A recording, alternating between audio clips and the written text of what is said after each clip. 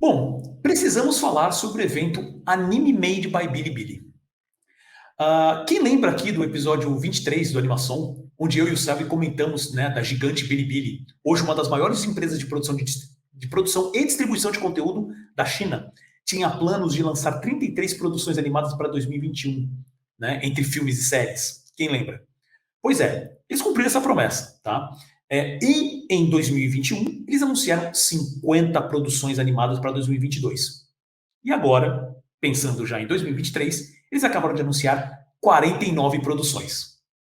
Os anúncios foram feitos durante a quinta edição do evento Anime Made by Bilibili, que se mostrou não só uma grande vitrine para as animações da empresa, mas também uma pequena janela para como o país está vendo a produção de IPs animadas. Gente, esse evento, eu já vou deixar isso claro aqui, tá? O evento, a apresentação teve 1h27, tá? Ele está disponível no YouTube e é minha dica cultural para vocês. Eu fiquei embasbacado da maneira como esse evento aconteceu, tá? Eu fui esperando, como a gente está acostumado a ver, eu fui esperando uma apresentação tipo Tudum, do Netflix, ou então as próprias apresentações da D23 Expo, né? Onde, olha, queremos lançar isso, pensamos em fazer aquilo, sabe? É Estamos basicamente trabalhando... prévias, né? Entendeu? Então é uma grande apresentação, é um grande trailer, né? De várias coisas, alguns só com umas imagens, aquela lenga-lenga toda que a gente já conhece, sabe? Um DC Fandome da vida também, né? E eu fui impactado por uma apresentação onde se falaram de negócios assim pra caramba. Eu fiquei de queixo caído, porque eu falei assim, vou ver só aquele monte de animação. E a gente vem falando isso, né, nos últimos episódios, que a China tem esse problema da globalização do conteúdo dela. A gente praticamente nunca conhece, a gente conhece até mais produções sem querer da Coreia do Sul do que da própria China. Né? E parece, agora eu vou fazer uma brincadeira assim, mas parece que alguém da China viu tudo que a gente já falou aqui na animação e falou assim, não, tá bom, vamos abordar esses temas, porque os caras da animação falaram sobre isso. Porque, gente, é impressionante. Só nos primeiros 8 minutos, que foi também uma coisa bem interessante, que eu, por um momento, achei que fosse um evento virtual. Né? O evento já abre como se fosse com um avatar virtual da Carly Lee, que ela é CEO hoje da Bilibili, e também é CEO, também é vice-presidente do board. Tá? Ela falou, não posso comparecer, então vim aqui com a minha versão animada. Né? E nesses primeiros 8 minutos, que é a primeira pausa que tem até realmente aparecer uma apresentadora em live action, né? Ela passa tanta informação que sabe, eu fiquei meio... Eu estava até comentando aqui com o Selby antes da pauta, que se eu for falar agora tudo que eu anotei sobre essa apresentação, vai ter uns episódios para 6 animações. Sério, tá? Ela começa falando da questão como que a China vê as animações, qual que foi os investimentos que foram feitos pelo governo chinês nos últimos 8 anos, né? Segundo ela, a Bilibili entrou nessa questão de começar a produzir animações mesmo, de tomar isso como uma parte importante do investimento da empresa em 2014. Né? Então, desde que começou isso, até hoje, diz que já foram investidos mais de 27 bilhões em produções de animação. Tá? E, obviamente, quando eu estou falando isso daí, pelo que ficou claro na apresentação para mim, pelo que eu entendi, porque, assim, eu quero também deixar muito claro o seguinte, a legenda em inglês é um inglês meio rocambolesco, tá? De vez em quando dá umas... eu não sou o maior mestre na língua inglesa, não, mas de vez em quando você vê umas palavras ali, umas construções que você fica... O que está acontecendo? E tem realmente, esse vídeo tem muita informação. Tá? Não só sobre esse papo sobre a China, mas também sobre a própria Bilibili. Tá? Que quanto que ela veio crescendo nos últimos tempos. 96 milhões de pessoas na China assistem as animações, tá? Da Bilibili. Eu estou falando especificamente de séries e filmes animados. Eles entram na questão dos games, tá? Que é muito, muito importante. O quanto que eles estão dando de suporte para novos roteiristas, novos animadores, novos produtores, novos gerentes de IP, Eles batem na tecla de IP o tempo inteiro na apresentação. Que olha, nós sabemos a força das IPs, nós sabemos o quanto isso atrai as pessoas. A gente tem a China, eles falam isso não só de Bilibili, mas de China também. A China tem um problema com isso, a gente tem um problema com exportação de conteúdo, a gente tem problema com o nosso conteúdo não ser global. Tá? Eles mostram e ao mesmo tempo que eles falam que eles têm todos esses problemas, eles falam que esse é o objetivo de longo prazo deles, sabe? Eles deixam muito claro que a gente vai perseverar e a gente vai ganhar, porque a gente quer ganhar o mundo. E aí me deu um pouquinho de medo, porque a gente sabe muito bem como é que é a China, né? Que eles realmente têm isso. Eles vêm investindo isso numa matéria do Cartoon Brew, que foi quando eu soube dessa apresentação. Eles falam que, na verdade, na apresentação passada, né, que foi a quarta edição, se eu não me engano, foi o próprio CEO que comentou assim: a gente está investindo em animação, mas a gente ainda está perdendo dinheiro. Quer dizer, ainda está no processo de investimento.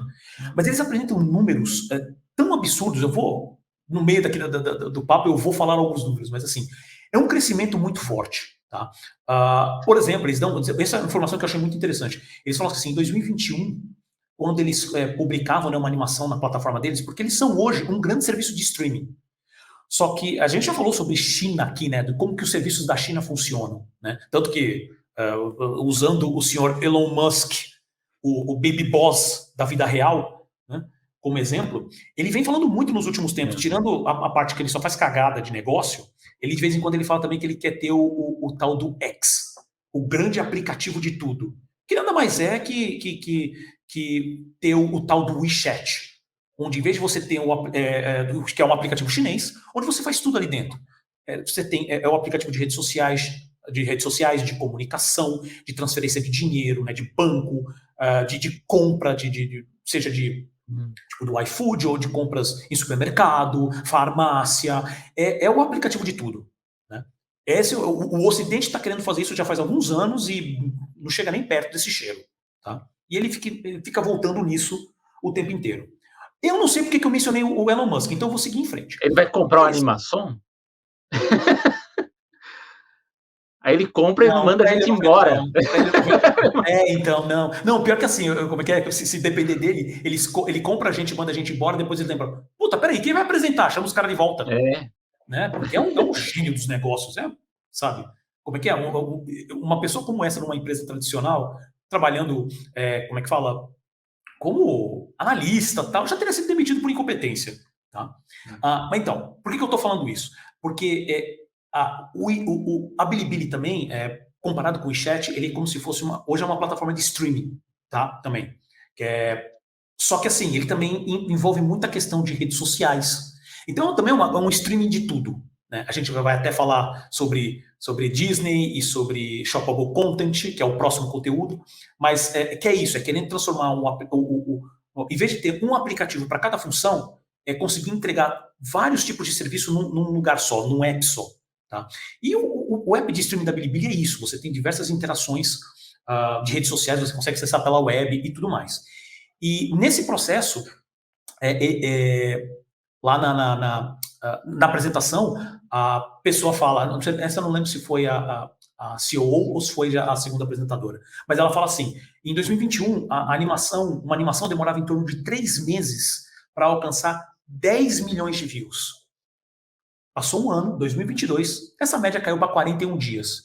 Então foi praticamente de 90 dias para 41 para alcançar 10 milhões de views.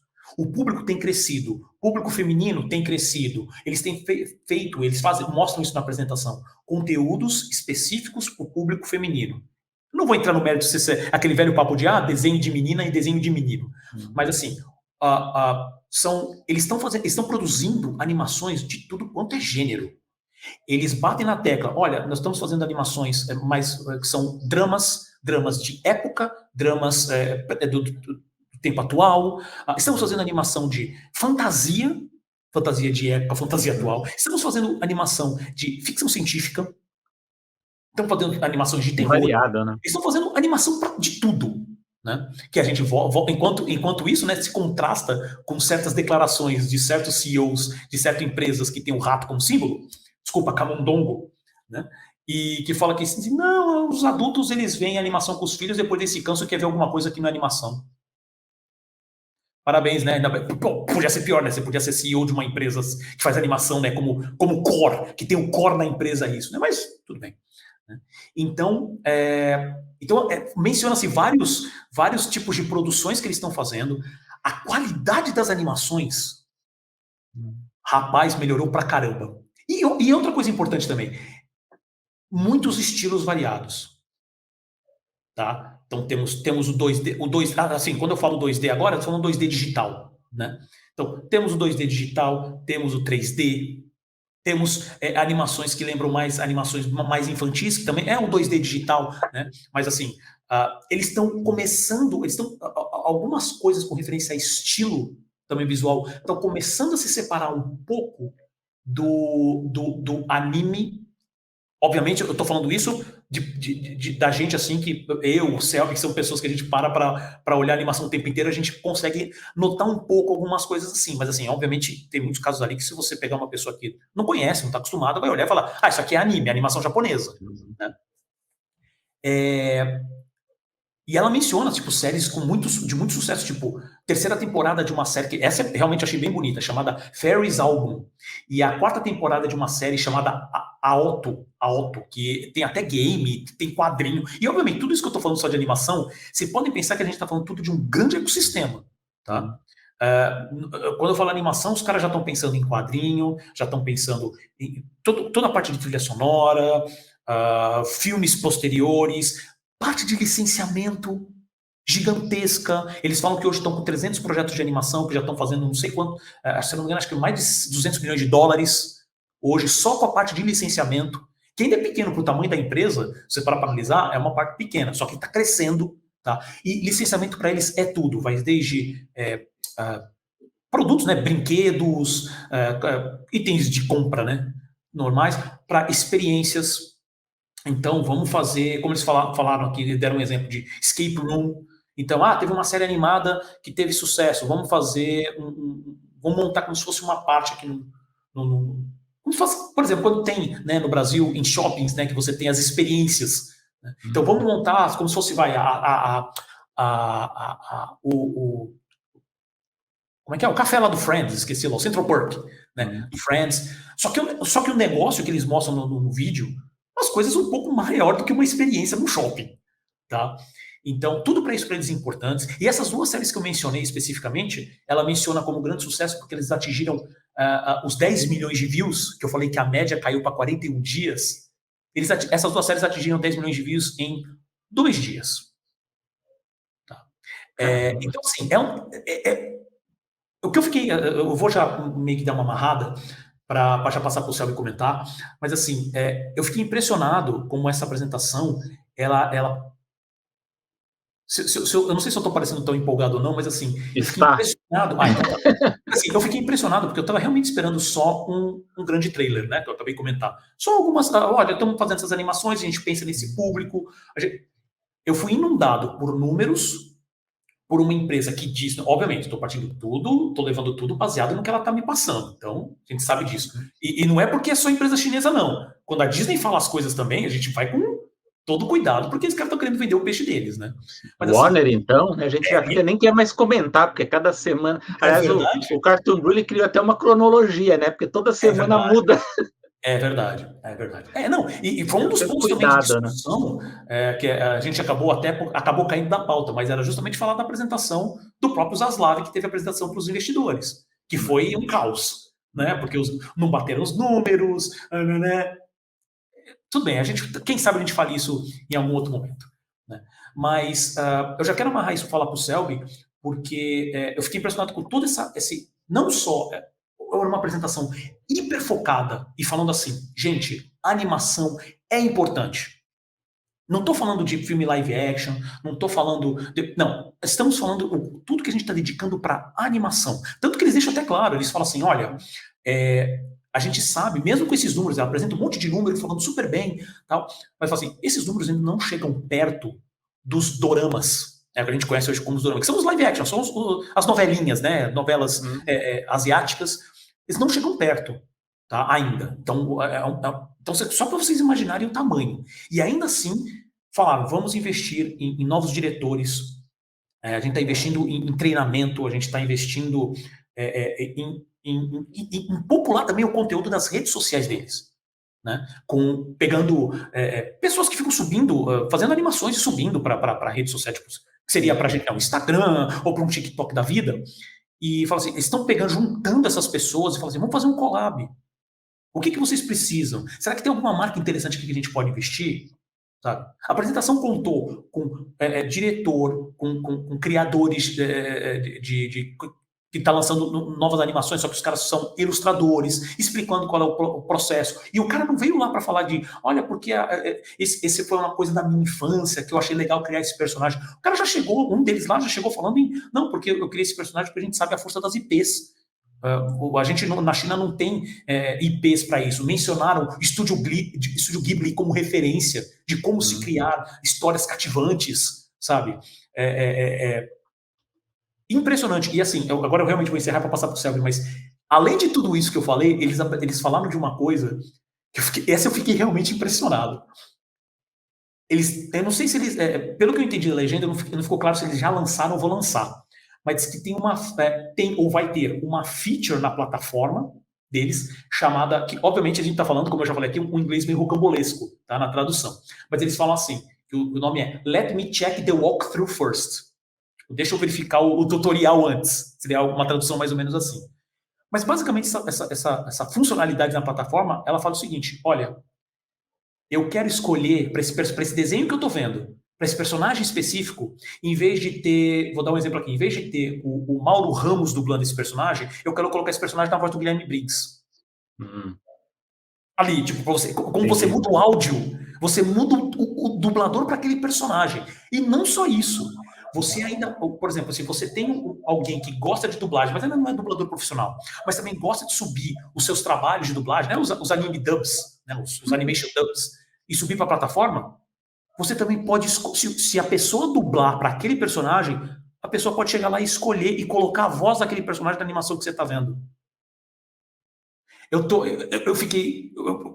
Eu não sei se eu vou conseguir baixar essa porcaria desse aplicativo, sabe? Para ver como é que funciona isso, mas eu fiquei... Isso eu falei, qual é a logística para justificar isso? Para você ter mais de um dublador recebendo, né? Para poder emprestar a voz para aquele personagem, para que a pessoa possa escolher e como se fosse uma atualização de conteúdo dos usuários também. Isso explodiu um pouco minha mente. Né? Dito tudo isso, Selby, eu passo a bola para você. E aí? Não, primeiro, você não ficou nada empolgado com a apresentação. Eu fiquei impressionado com essa apresentação. Nada empolgado, né? Sério? Você vê, para quem acompanha aqui por vídeo, vai ver que o Paulo está excitadíssimo aqui. Parece até que o Brasil ganhou a Copa do Mundo. É a China, é a produtora chinesa. Não, mas depois os caras ficam com medo de, nossa, porque a China está vindo, né? Nossa, com um monte de coisa, porque eles têm investimento. Sim, eles estão com isso. E eles estão nas específicas categorias, específico de animação, eles estão dando um banho, porque eles estão realmente chegando e falando assim, não estão omitindo, e a gente sabe que tá? Mas assim, eles estão realmente abrindo um pouco de informação com referência ao mercado, porque eles falam assim, a gente quer passar por cima de todo mundo, tá? Basicamente é isso. E eu fiquei impressionado que em vez de ser só uma grande galeria de coisinhas legais para lançar, não, vamos falar aqui de números, vamos falar de mercado, vamos falar do que IP é importante, e pra gente aqui, para animação principalmente, eu fiquei embasbacado. A gente teve uma edição da animação aqui que o Paulo deve se lembrar bem, porque até era uma pauta que a gente achou que não ia render tanto, mas rendeu, que foi sobre a China, né, que a gente discutiu, inclusive, as questões de políticas culturais e até de soft power, de como a China quer se aproveitar da sua indústria cinematográfica justamente para poder explorar comercialmente isso, globalmente, e a Bilibili ela está dentro desse esquema, né? Não é à toa que eles queiram promover e produzir tantos materiais, pelo que a gente tem visto, eu já tinha visto vídeo embora eu não tenha visto nenhum dos títulos, eu vi a apresentação dos títulos do ano passado e já tinha ficado impressionado com a qualidade, que eu lembro que isso até foi uma discussão nossa, né, sobre a qualidade das produções, né, porque a China ainda produzia muitos filmes com uma qualidade muito precária de animação, e se a gente pega, por exemplo, o do Bilibili, que eu lembro do ano passado, já está tudo em nível, né, profissional comparável que a gente vê no Japão, nos Estados Unidos, né, na Europa. Sem dúvida. Se vocês, eu não sei se quem está acompanhando a gente lá, se também está acompanhando a gente no Twitter, Animação Pod, por favor, acompanhe lá. Mas a gente postou esses dias uma animação, um trecho, né, de como se fosse um curtazinho, né, porque era uma apresentação de uma nova animação. Foi aí que eu soube, na verdade, que estava acontecendo esse evento também, né, que é uma animação chamada To Be Hero X. E se você olhar a apresentação, você fala assim, cara, isso parece que eles pegaram a estética, que isso é uma coisa que realmente mudou. O pessoal não fala muito sobre isso, mas é impressionante como a estética do Homem-Aranha no Aranhaverso impactou a produção de animações de alto nível, tá? A gente já falou aqui do próprio, eu mencionei o Gato de Botas, mas principalmente os Caras Malvados, tá? O Mitchell e a Revolta das Máquinas, e o Tube Hero X, ele segue exatamente esse caminho, tá? E se você olhar no nosso Twitter, tem lá o vídeo, tá? E você vai entender exatamente o que os caras estão fazendo. E detalhe, isso é uma das animações. O que eu vou trazer aqui de contribuição, até para baixar um pouco a empolgação do Paulo, né? Vamos falar Impossível, de um, impossível. de um outro ponto, que é justamente sobre os desafios que a Bilibili tem de promover, né, de distribuir, né, toda essa produção de modo a potencializar, né, esse impacto não só econômico como cultural, porque no fundo é isso que a China quer, ela quer ter uma influência tão forte como tem o Japão. O Japão talvez Exatamente. seja, e como até o Paulo citou, eu não tinha pensado, mas perfeitamente cabe também o exemplo coreano, né? Das novelas, que também conseguiu, a Coreia do Sul nos últimos anos, ela conseguiu expandir com muita força a sua parte cultural. A gente vê nos Estados Unidos, até mesmo aqui no Brasil, tenho colegas aí que são super fãs de novelas coreanas, né? Acho que assistem mais produção coreana do que de outro país, né? Então, há um desafio da China entrar no mercado global, né? Embora com o streaming haja uma série de facilidades aí, mas eu trago aqui como complemento à discussão empolgadíssima do Paulo, um texto que eu li no Cartoon Brew, que eu achei bem interessante, de Jamie Lang, que ela aponta que enquanto muitos filmes enfrentam dificuldades para atrair público nos cinemas, a animação japonesa ela apresentou um salto em popularidade como nunca antes vistos, né? Antes vistos lá nos Estados Unidos. Isso é bem interessante. Que em comparação com muitos filmes hollywoodianos, entre aspas, tradicionais, o anime ganhou muita força, né? Então, cita que, por exemplo, dos 6 longas de animação japonesas que faturaram mais de 30 milhões de dólares nos Estados Unidos, 4 deles foram lançados nos últimos 3 anos, que foi o Dragon Ball Super Broly, o Demon Slayer The Movie, Mugen Train, que a gente chegou a comentar aqui no Animação, o Jujutsu Kaisen e o Dragon Ball Super Super Hero, que é o mais novo agora, de 2022. Então, a Menciona audiência. alguma coisa do One Piece? Eu não sei se você falou do One Então, Piece. isso que eu ia falar. O Ah, One Piece, que é agora, né, que é o mais recente, ele é distribuído pela Crunchyroll, né, que já é também uma potência a mais aí por trás da exibição. Para a gente ter uma ideia de comparação, né, o bilheteria na soma internacional deu 141 milhões de dólares até agora. Nos Estados Unidos, nessa primeira semana, deu 9,3 milhões. Isso é bastante para uma animação japonesa nos Estados Unidos. E nesse artigo é bem interessante, uma reportagem. O Jamie Lang ele vai ouvir alguns executivos, né, para tentar entender o que acontece para a animação japonesa. Porque, lógico, a gente sabe que a animação japonesa ela é popular na Europa, nos Estados Unidos, aqui há muitos anos, até com uma força muito grande a partir ali da década de 80 e 90, e vai crescendo, né? Mas a gente sabe, por outro lado, que o mercado exibidor ele sempre foi um tanto refratário, eles não gostam muito, né? Não são atraídos por lançar animação japonesa nos cinemas. Eu lembro, inclusive, acho que já contei aqui no Animação, o grande evento que foi quando lançaram aqui no Brasil a Viagem de Chihiro. E olha que é do Miyazaki, hein? Que não é qualquer um, né?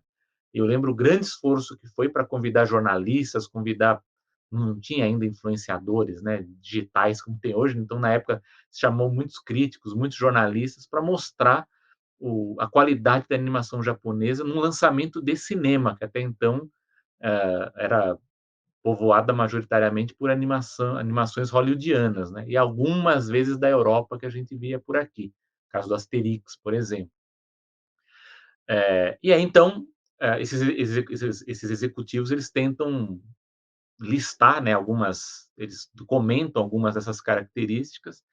Eu fiz aqui um fichamento para resumir para vocês isso, mas basicamente são 3 pontos, né? Então, o primeiro que eles consideram que algumas dessas séries de animes mais populares hoje, elas podem competir com filmes de Hollywood, né? Então, que até então, a única marca de anime a faturar mais de 20 milhões de dólares havia sido o Pokémon.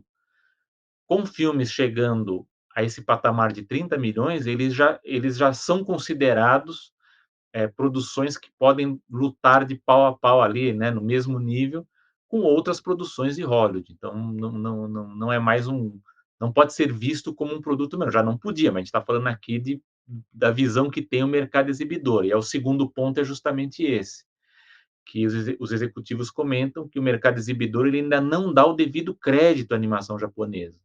Eles ainda avaliam como se fossem modas passageiras, né? Então, lançou um determinado título, que é uma marca que fez sucesso, alguma coisa que está... Talvez esse faça sucesso, mas não serve para os outros, né? Então, esse é um problema sério que tem na parte de exibição e distribuição. Mas o terceiro ponto é justamente as mudanças na indústria, que é o que a gente está notando muito fortemente nesses últimos 3 anos aí, com as bilheterias maiores desses animes que eu citei. Algumas explicações dadas são, primeiro, que foi a construção de uma base de fãs bastante sólida. A gente sabe muito bem que os otakus, aí, os fãs de animes, eles têm uma presença muito forte, né? E é lógico que com redes sociais e com todas essas plataformas aí que a gente pode interagir um com o outro, isso se fortaleceu muito, muito, né? Com também novos canais também que comentam animes, então há uma base de fãs muito grande. Em segundo lugar, existe a consolidação do mercado nos Estados Unidos. Isso também foi um assunto que a gente já discutiu muito aqui no Animação. Essa consolidação aconteceu após a Sony adquirir a Crunchyroll e depois houve a fusão com a Funimation, então houve a redução do atraso de lançamentos e o oferecimento de um catálogo ampliado com títulos que antes eram muito difíceis ou impossíveis de serem encontrados, né? Então o público ele não precisa mais gastar muito tempo procurando informações sobre onde assistir, né, uma boa parte desses lançamentos, ou de títulos clássicos também, que esse hoje é um problema que a gente encontra nos outros serviços de streaming, da Disney, da HBO, que a gente às vezes quer ver um filme ou uma série antiga e não encontra, né? E aí fica pensando, onde será que está esse título? Então, com os animes, está tendo uma facilidade maior de alcançar muitos títulos clássicos. E justamente por conta de toda essa nova dinâmica que a gente vê também na internet, que os executivos eles consideram que isso acabou alertando o mercado exibidor.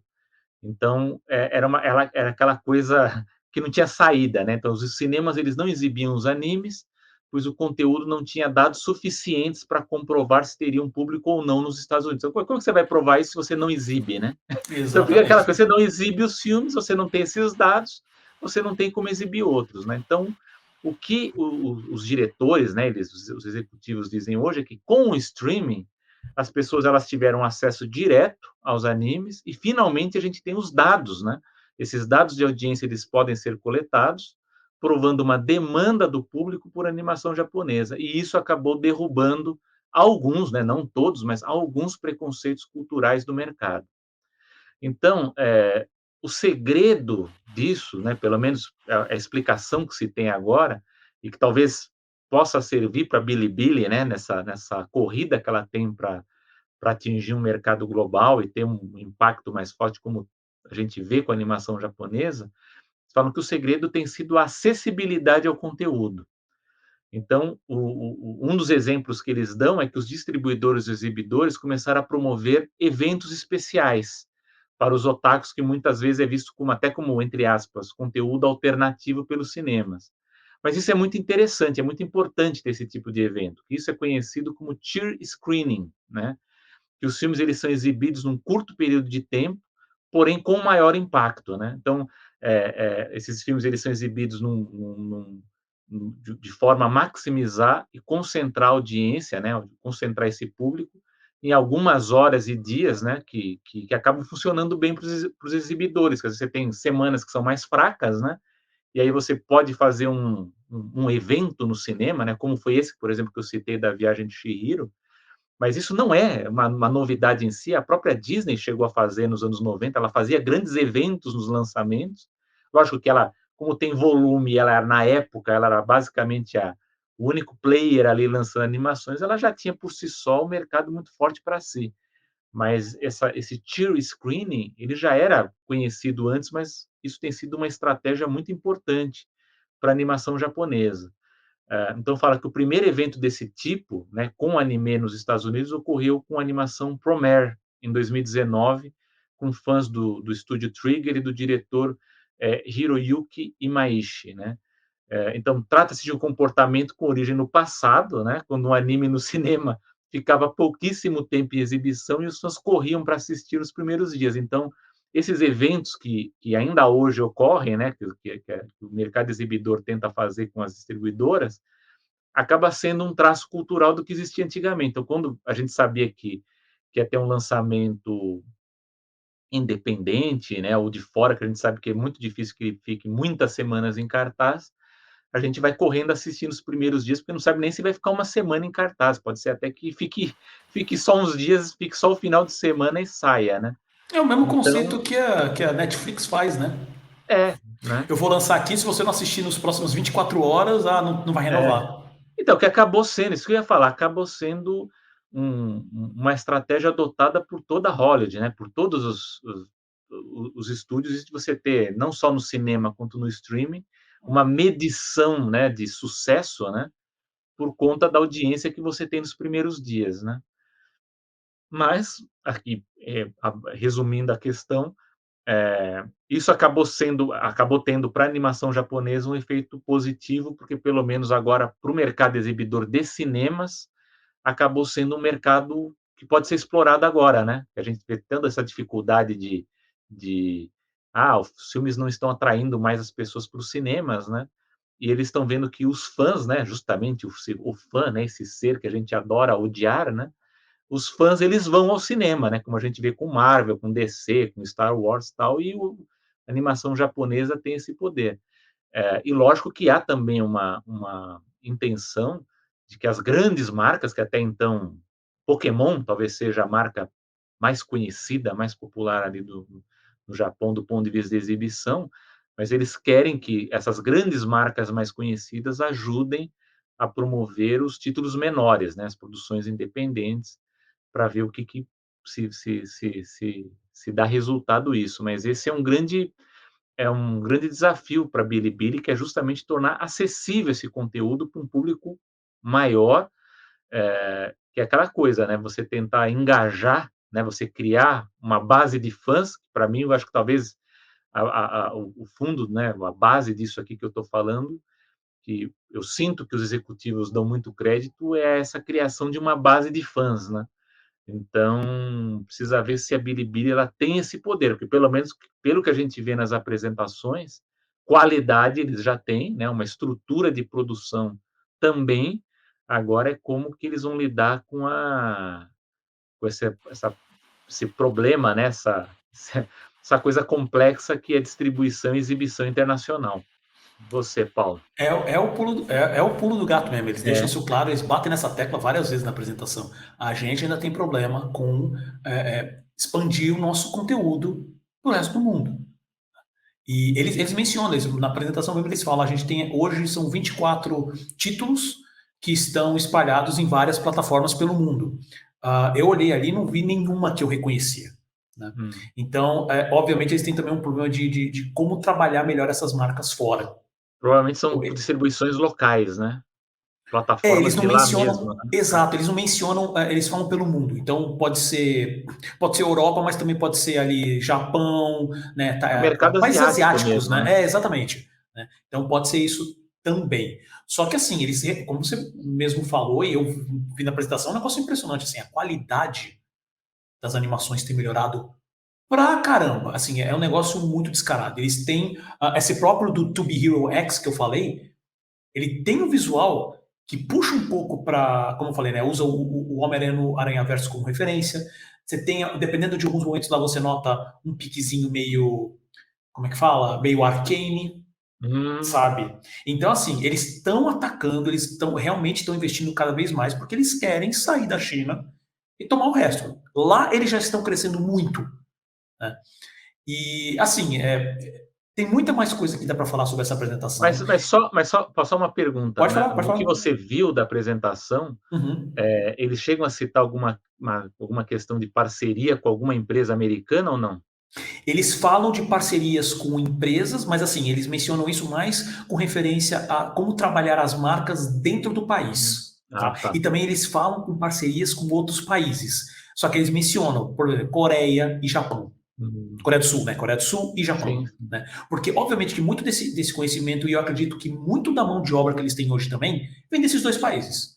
Então, isso que eu ia falar. Você. Eu suspeito que essas parcerias que eles anunciaram tenha muito a ver, principalmente com a Coreia do Sul, porque a Coreia do Sul ela já tinha parcerias com a China, né? Sim, Então, eu sim. acho que tem muito disso. A China consome também bastante conteúdo, né? Os É, doramas coreanos também são muito vistos na China. Né? é. Então, para eles também, eles veem como uma porta para o. Porque o pessoal fala, né? A Coreia do Sul é meio que o Ocidente lá, né?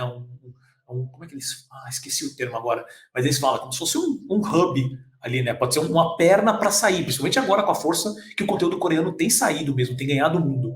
Né? É. E assim, a apresentação tem realmente muita coisa, como eu te falei, vai ser a minha dica cultural de hoje. Eu vou disponibilizar o link depois, tá? E para fechar, eu quero só aproveitar também, são temas que a gente discutiu aqui há alguns dias. Eu acho que vale mencionar, porque, por exemplo, eles mencionam o metaverso, Hum. só que eu achei engraçado que eles basicamente falam o seguinte: olha, a gente não sabe como que vai ser esse metaverso, nem a gente não sabe como e nem quando vai se solidificar, mas a animação vai ser uma parte fundamental nisso. Ok. E eles pulam para outro assunto. Eles nem dão muito lero-lero. Eles fazem uma firula visual lá, né, com elementos gráficos que eles tomam lá o lugar da pessoa que está falando e tal. Mas assim, eles não passam além disso, tá? E última coisa que eu quero falar, que eu gostei bastante que eles mencionaram, que é o seguinte: eles têm usado, óbvio que o nome do evento que eu li, né, tanto na matéria do Cartoon Brew e em outros lugares, no próprio canal do YouTube tá anime, anime, né, o anime, eu falo anime, made by Bilibili. Só que eles tem uma parte da apresentação que eles deixam muito claro que assim, conforme eles mostram um gráfico que fala assim, olha, conforme o tempo vem passando nos últimos anos, tá ficando cada vez mais claro para as pessoas que há uma diferença entre o anime e o donghua. Sim. Donghua é como eles estão chamando a animação chinesa, né? E eu achei isso bem interessante, porque, como eu falei no começo, né, dá para notar algumas coisas que começam a diferenciar do estilo do anime, por mais que não dá para negar a influência. Não dá para Sim. negar, o bagulho é descarado. Né? E, obviamente, que eles também trabalham esse tipo de visual, né, para atrair um público específico. Só que tem tanto estilo de animação variada lá, que eles estão querendo atacar todo mundo. Tá? É. Então, assim, assistam essa apresentação. Como eu mesmo falei, eu mesmo não terminei, eu vi 1 hora, ainda falta 27 minutos, e se continuar nesse ritmo, ainda vai vir muito mais informação interessante sobre o país. Eles chegam, tem uma parte que eles chegam a falar sobre os 4, são os 4 pioneiros da animação chinesa, sabe? Que eles até dão um nome aqui, eu não sei se eu vou falar direito, mas que eles falam são os 4 Wan, que é o Wan Chaochen, o Wan Guchan, o Wan Laimin e o Wan Bihuan. Sabe? Opa, olha, falou rápido, hein? Falei rápido, mas não sei se falei alguma coisa assim direitinho, né? Por quê? Porque parece que eles estão comemorando hoje, esse ano, os 100 anos da animação chinesa. Tá? E eu não consegui confirmar direito essa informação, porque, por exemplo, o primeiro curta animado deles, pelo que eu vi aqui, chama Uproar in the Studio, é de 26. Então, tecnicamente, falta 4 anos aí. Mas eu não sei se tem alguma informação histórica que realmente não consegui achar ainda. Tá? Mas a apresentadora, né, do evento chega a comentar 2 vezes sobre os 100 anos da apresentação da animação chinesa. Tá? Então, gente, tem muita informação realmente técnica de mercado, tem muita trailer muito bonito, tá? Umas animações realmente belíssimas, tá? Para tudo quanto é tipo de gosto. Tá? Então, Vou deixar o link depois. Assistam, porque essa apresentação é realmente sensacional. É empolgante, sério.